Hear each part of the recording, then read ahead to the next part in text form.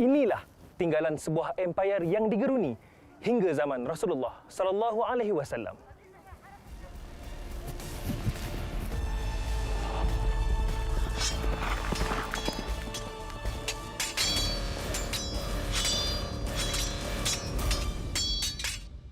Angkatan tentera Rasulullah sallallahu alaihi wasallam pernah dikecundangkan oleh empayar ini sebelum baginda wafat.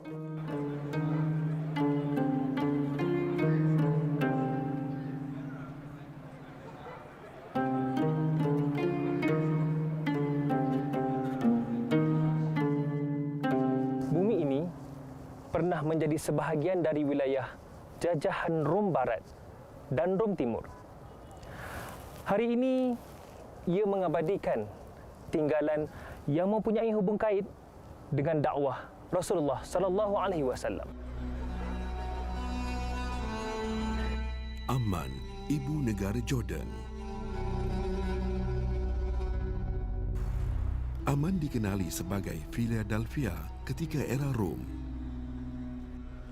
Setelah lebih 1,300 tahun, Rom meninggalkan bumi Amman. Hari ini, tinggalan empayar itu masih gagah bersaing dengan binaan moden di Bandar Amman.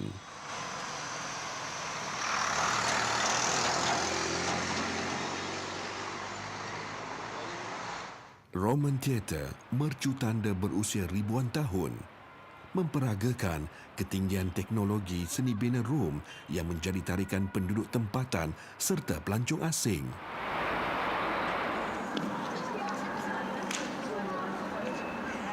Di lokasi ini, Ahmad berjanji untuk bertemu. Roman Theatre, kebanggaan setiap maharaja Rom yang memerintah. Binaan itu dibangunkan ketika era Maharaja Marcus Aurelius, 400 tahun sebelum kelahiran Nabi Muhammad sallallahu alaihi wasallam. Ahmad akan menunjukkan kehebatan sistem akustik Roman Theatre itu. Okay, and this hall. Yes, exactly.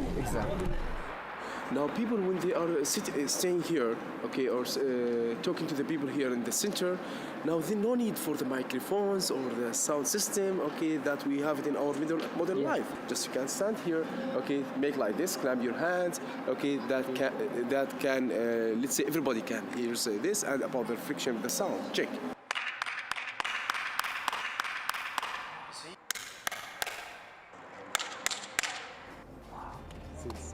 Ya, subhanallah.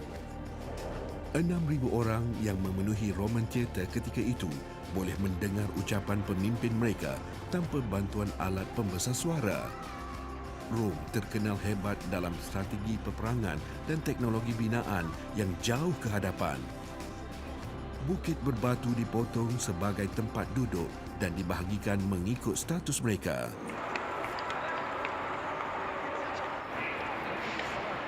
Di bahagian atas merupakan tempat duduk bagi rakyat jelata dan juga para tentera.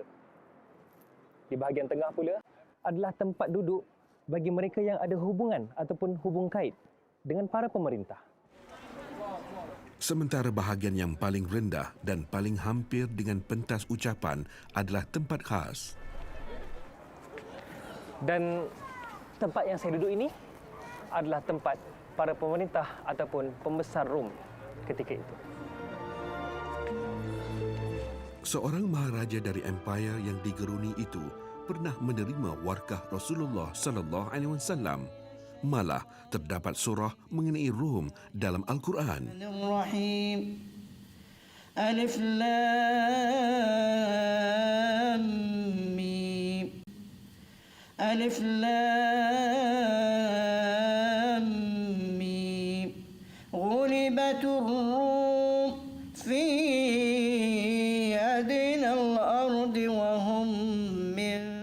Surah Ar-Rum, surah ke-30 dalam Al-Quran, dinamakan Ar-Rum, merujuk bangsa Rom dan empayarnya.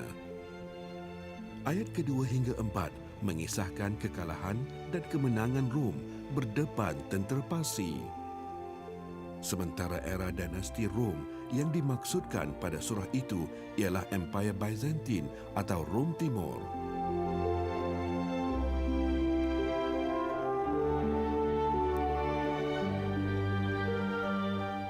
Jeraj terletak 53 km dari Bandar Aman. Tinggalan kota Rom itu menempuh zaman jatuh bangunnya di tangan pelbagai maharaja. Kota Jeraj mencipta kegemilangan di era Byzantine atau Rom Timur. Ketika itu, maharaja dinasti Rom Timur telah menerima agama Kristian.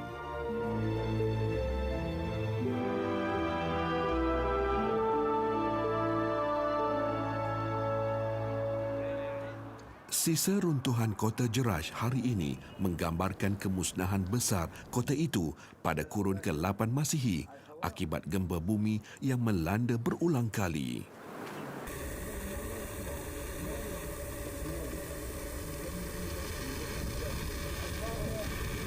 Pada tahun 395 Masihi, Empire Rom berpecah sepenuhnya kepada Rom Timur dan Rom Barat. Rom Barat berpusat di Bandar Rom, Itali. Manakala Rom Timur berpaksikan maharaja di Konstantinopel, Turki. Kota Jeraj pada waktu itu dalam naungan maharaja di Konstantinopel.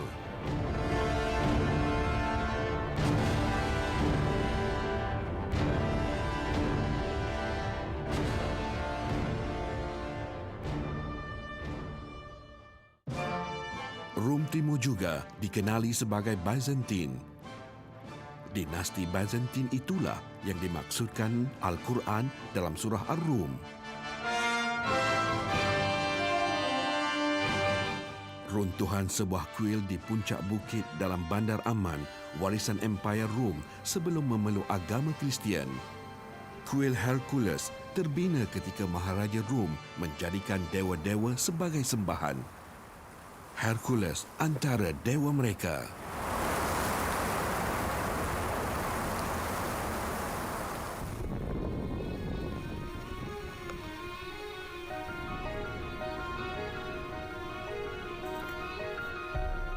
Tiang gergasi menyamai ketinggian bangunan 3 tingkat antara tinggalan yang masih sempurna di kuil itu.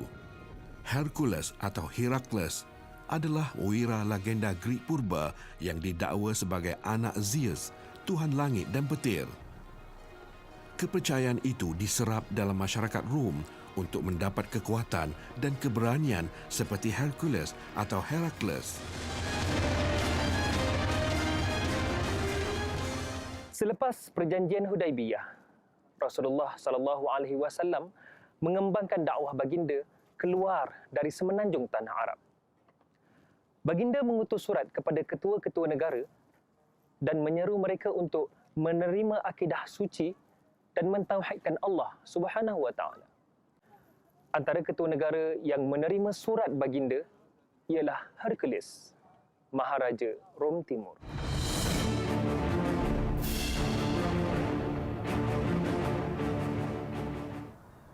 Maharaja Hercules hidup sebelum zaman Rasulullah SAW dan pemerintahannya berpusat di Konstantinopel.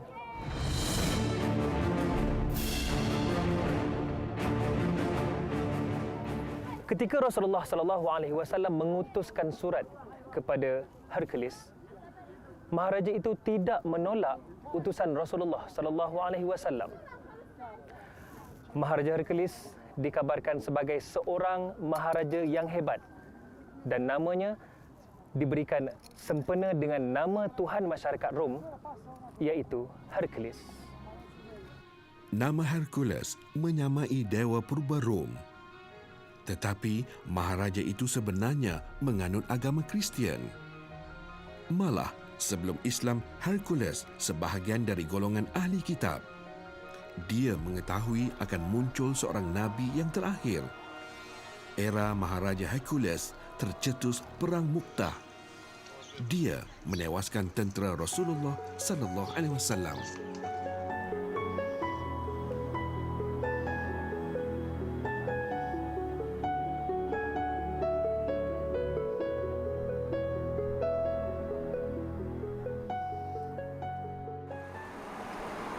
I believe there are many tourists. Yeah, they go to the garden. Hari ini saya akan melihat surat Rasulullah sallallahu alaihi wasallam kepada Hercules. Ia tersimpan di Muzium Kompleks Masjid Raja Hussein bin Talal. Masjid itu siap dibina pada tahun 2005, merupakan masjid terbesar di Jordan.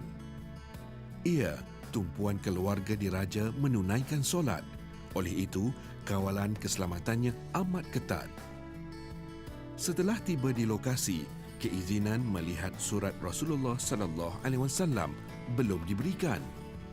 Tetapi keizinan diberi memasuki sebuah muzium lain. Now arrived to the Royal Automobile Museum, and now inside the museum we will have also many cars we will see inside that being used, as I told you, by the late King Hussein.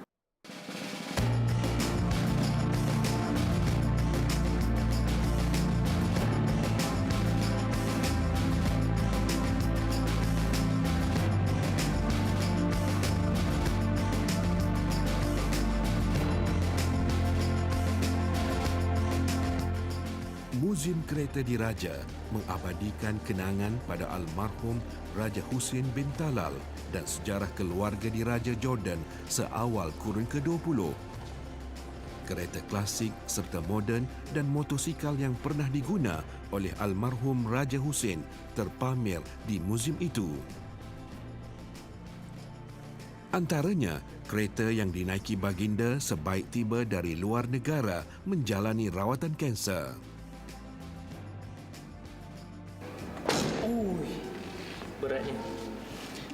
Pada tahun 1992, apabila Raja Hussein menerima rawatan di Amerika Syarikat, baginda pulang ke Jordan dan disambut dengan menaiki kenderaan ini, iaitu Mercedes yang kalis peluru. Kalau dapat dilihat di sini, memang berat dan penuh dengan ciri-ciri keselamatan.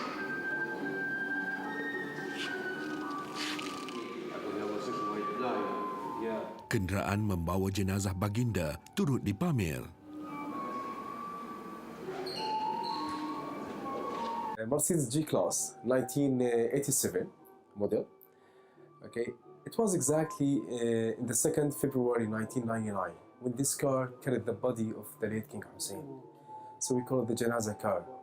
And for all the Jordanians when see this car, also they remember the sad, yeah, especially carrying the body of the late King Hussein. So the last car that we see it in that period. I see, oh, this is the car, and that over there, the body of the late King Hussein.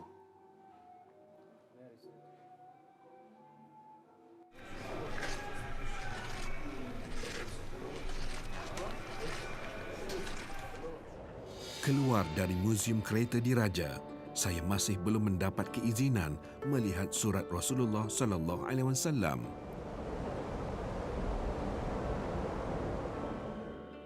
Ia koleksi pribadi keluarga diraja.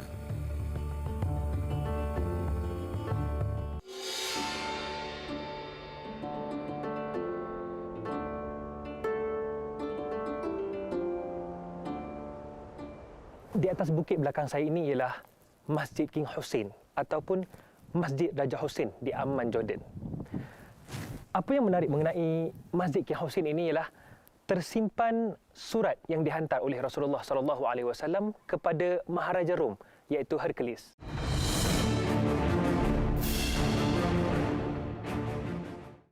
Surat Rasulullah sallallahu alaihi wasallam kepada Hercules tercatat dalam Sahih Bukhari.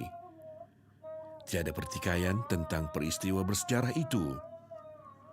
Rasulullah pernah mengutus surat kepada 8 pemerintah menyeru mereka memeluk Islam. Antara surat yang kekal adalah surat Maharaja Hercules. Diriwayatkan Hercules menerima surat baginda di Baitul Maqdis. Persoalannya, mengapa dia menerima surat itu di sana, sedangkan pusat pemerintahan Hercules di Konstantinopel, Turki? Kebenaran bersyarat memasuki muzium akhirnya diterima. Rakaman hanya untuk surat baginda sallallahu alaihi wasallam sahaja. Kawasan sekitar masjid dan muzium tidak boleh dirakam. Surat baginda ditulis oleh sahabat dengan gaya tulisan Arab klasik di atas lembaran kulit. Kandungannya antara lain bermaksud, dengan nama Allah yang Maha Pemurah lagi Maha Mengasihani, dari Muhammad, hamba Allah dan Rasulnya, kepada Hercules, Raja Byzantine. Sejahteralah orang yang mengikut petunjuk. Seterusnya, aku menyeru kamu memeluk Islam. Peluklah Islam, nescaya hidup kamu akan selamat. Jika kamu memeluk Islam, Allah akan anugerahkan 2 kali pahala buatmu. Dan jika kamu berpaling, kamu akan menanggung beban dosa orang-orang kamu. Seterusnya diikuti dengan ayat ke-64 surah Ali Imran.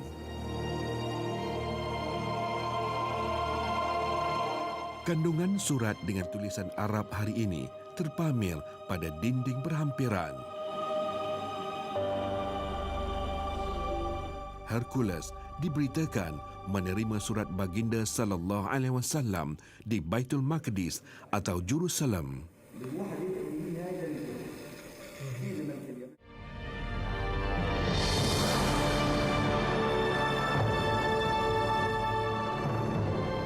Persoalannya, kenapa di Baitul Maqdis dan bukan di Konstantinopel, pusat pemerintahan Byzantine?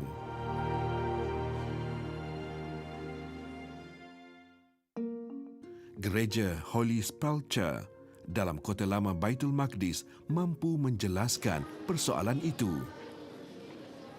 Hercules keluar dari Konstantinopel menuju Baitul Maqdis untuk meraihkan kejayaannya bersama penganut Kristian yang lain di gereja itu. Dia berjaya merampas kayu salib asal yang dilarikan oleh tentera Parsi dan meletakkannya semula di gereja Holy Sepulchre.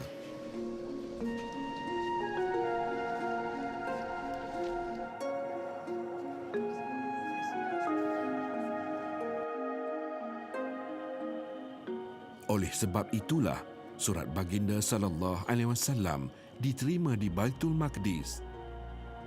Pakar sejarah Islam kurun pertengahan Ibnu Jarir At-Tabari mencatatkan surat Rasulullah sallallahu alaihi wasallam dibawa oleh sahabat bernama Dihya bin Khalifah Al-Qalabi. Sahabat itu mendapat berita Hercules berada di Baitul Maqdis. Lalu, dia menuju ke kota suci itu. Baitul Maqdis berada di bawah penguasaan Byzantine sehingga era Khalifah Umar Al-Khattab.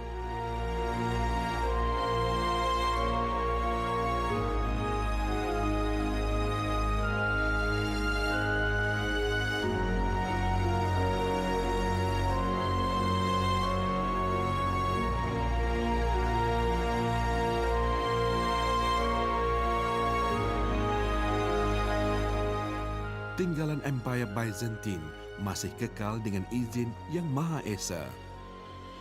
Ia bukti perjalanan dakwah baginda sallallahu alaihi wasallam sebagai utusan dan seorang dai. Terserah kepada umatnya untuk mengambil ibrah.